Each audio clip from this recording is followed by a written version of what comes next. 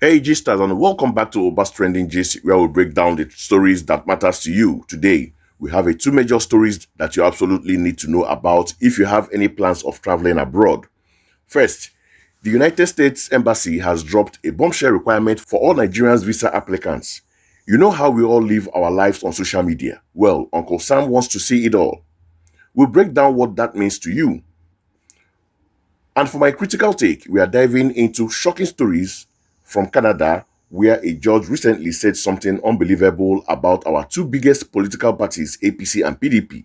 You don't want to miss this, so grab your tea and let's get into the gist. All right, let's start with the big news from US. The US mission in Nigeria. They've announced that anyone applying for US visa must now list every single social media username they have used in the last 5 years. Yes, you heard me right. 5 years. This information is required on the DS 160 form, which is that main online application for tourists, business, and even students' visas. We are talking about your Facebook account, your Twitter account, that's your X account, Instagram, TikTok, LinkedIn, and everything, anything social media, even the ones where you don't forget, even the ones that you're not using, you must list the username. So let me read it for you exactly the way they wrote it on their Twitter handle. Visa applicants are required to list all their social media username or handles of every platform they have used from the last 5 years on the DS 160 visa application form. Applicants certify that the information in their visa application is true and correct before they sign and submit. Omitting social media information could lead to visa denial and ineligibility for future visas. Can you imagine that? If you meet anyone, your own, you won't even apply for visa again. That's US visa. So they said that they are working to ensure national security. So omitting social media information on your application could lead to visa denial and ineligibility for future US visa. Hashtag VisaWise Travel Smart. Hashtag US visa. Now, I know what you are thinking. What do they want to see? My vacation pictures or what? Well, it's a bit more serious than that. This is a part of the US government's plan to increase national security screening. They believe that an applicant's online footprint can help them identify potential risk. This policy usually started back in 2019, but is now being strictly enforced. You know, say as Trump enter everything immigration don't change. Everything. So here's the most important part. The US mission has made it crystal clear that this is not an optional. You must sign and certify that everything on your application is true and correct. If you try to hide a handle, maybe that old Facebook account or that Twitter account you use for arguments, and they find out, the consequences are severe. We are talking about immediate visa denial and a potential ban on getting a visa in the future. The DS-160 is a legal document, so lying on it considered misrepresentation, which is a very serious immigration offense.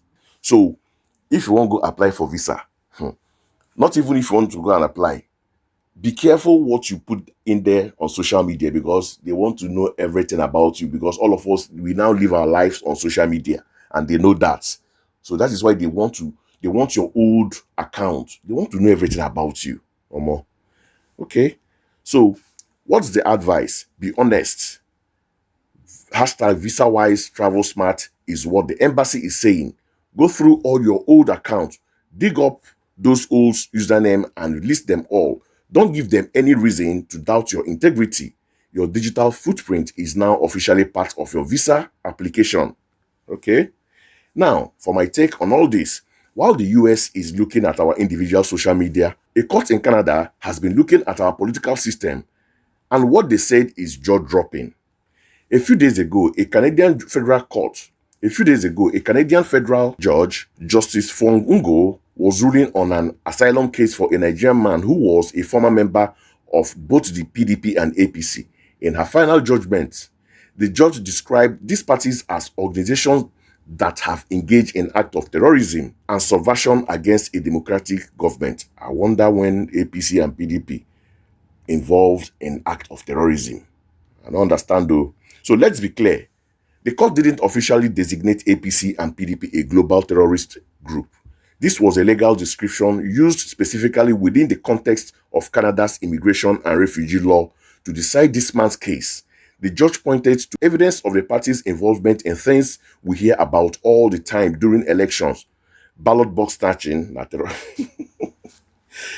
terrorist act be that too, violence, intimidation, and even killing of political opponents. Well, those ones anyway. Because of this, the court ruled that simply being a member of these parties could be enough to make you inadmissible to Canada for asylum.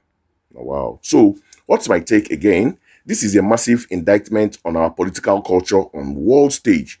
While our politicians are busy fighting for power, the international community is taking notes. They see the violence and chaos that mar our elections. Human rights lawyer Femi Falana even warned that this ruling could lead to visa revocation for party members in other Western countries. The Nigerian government and the parties have rejected this ruling, calling it reckless and an interference. But instead of just getting angry, maybe this is a moment for reflection. When a foreign court looks at the actions of our main political parties and uses the word terrorism to describe them under their laws, it tells you how the rest of the world see our democracy. It connects back to the US visa rule. The world is becoming a place of intense scrutiny. They are scrutinizing us as individuals through our social media, and they are scrutinizing our country through the actions of our leaders. It is a wake-up call that our actions, both personal and political, have serious international consequences. So, there you have it. Two huge stories that affect our ability to navigate the world. For the US visa, be transparent, disclose everything about your social media history. Honesty is your only currency. And on the bigger picture, that Canadian court ruling is a stark reminder that the world is watching Nigeria. The brand of politics we practice at home is affecting our image abroad. What are your thoughts on all this? Are you concerned about the social media rule? What do you make of the Canadian judge's statement? Drop your comments below. I really want to hear from you. Don't forget to like this video, share it with everyone you know who might be applying for a visa, and please subscribe to Obas Trending Gist for more insights. Stay smart and stay informed. I'll see you in the next one. US should just kukuma ban Nigeria. In fact, US just ban Nigeria, say Nigerians don't come to US again. So today, US don't release another visa application update. They said that you must submit all your social media username in the last 5 years. Anyway, this is what they posted. The US mission in Nigeria, they said that visa applicants are required to list all social media usernames or handles of every platform they have used from the last 5 years on the DS-160 visa application form. Hey, they said that applicants satisfy that the information in their visa application is true and correct before they can sign and submit.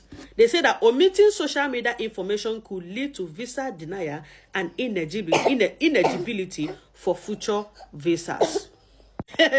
People like us, we thought this about on social media. It be like say they no go even allow us enter the embassy, let alone visa to America. Whatever, you can still delete the social media handle if you want to go apply for US visa. Now better ideas that they give you like this.